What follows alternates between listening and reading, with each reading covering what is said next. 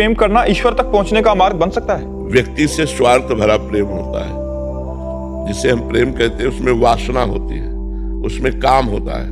और जहाँ काम होता है, जहाँ काम तहाँ राम नहीं, और जहाँ राम नहीं काम। एक जगह दिन और रात नहीं मिल सकती। रात है तो दिन नहीं, दिन है तो रात।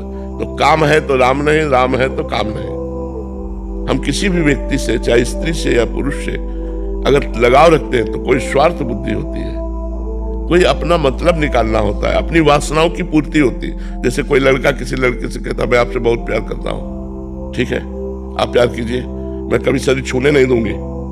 फिर आप देखो उसका प्यार किस रूप में आएगा। फिर वो प्यार करता है कि छूने नहीं दूंगी, दूर से बात करो, करो हमसे प्यार। कौन प्यार करेगा? बिल्कुल नहीं।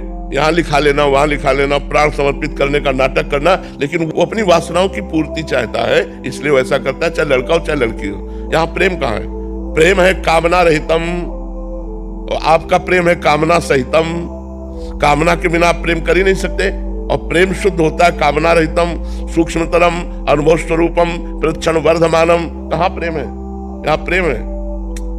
यहाँ प्रेम नहीं, यहाँ स्वार्थ है, यहाँ काम है, प्रेम नहीं है। एक से एक मन नहीं भरा, दूसरा ब्रेकअप, दूसरा बॉयफ्रेंड या दूसरी गर्लफ्रेंड, ये क्या है? प्रेम है? एक बार जिससे प्रेम किया, आजीवन निर्वाह किया, उसका नाम प्रेम है। वो कैसा है ये नहीं देखा, एक बार प्रेम कर लिया तो जीवन भर निर्वाह किया।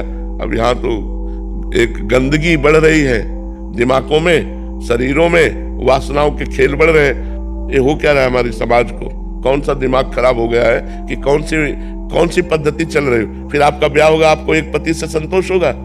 आपका ब्याह होगा, आप एक पत्नी पे संतोष कर पाएंगे? फिर आपकी गृहस्थी क्या होगी? कूड़ा हो जाएगी।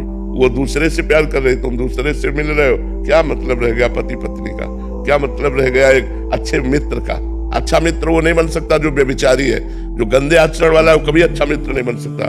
वो सदैव चार को भोगने की कोशिश करेगा, वो एक में संतुष्ट नहीं रहेगा। हमारी बातें अच्छे से समझ लो। इसलिए सबसे प्रार्थना है, जीवन को पवित्र रखो, और जब पति मिले तब उसी से पूरा प्यार करो, और ऐसा प्यार करो कि वो चाहे जैसा हो हम निर्वाह कर ले जाए, पूरे जीवन भर निर्वाह कर ले जाए। तब तो ये हमारे सनातन धर्म की रीति है, ये हमारे भारत की रीति है। हम विदेशी रीति की बात नहीं करते, भारत की जो रीति है उसके अनुसार चलो। एक बार हाथ मिलाया, आजीवन निर्वाह किया। ये डिवोर्स शब्द आना ही नहीं चाहिए।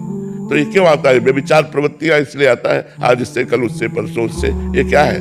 ये वृत्ति ठीक नहीं है, गंदी वृत्ति है। ये तुम्हारे जीवन को नष्ट कर देगी। अभी नए नए बच्चे हो, इस बात को अच्छे से समझो, इस पर सुधार करो। अपने जीवन में आज तक जो गलती हो गई, अब सुधार कर लो, अब अपने जीवन को अच्छा बना लो। यहाँ प्रेम नहीं है, यहाँ काम है।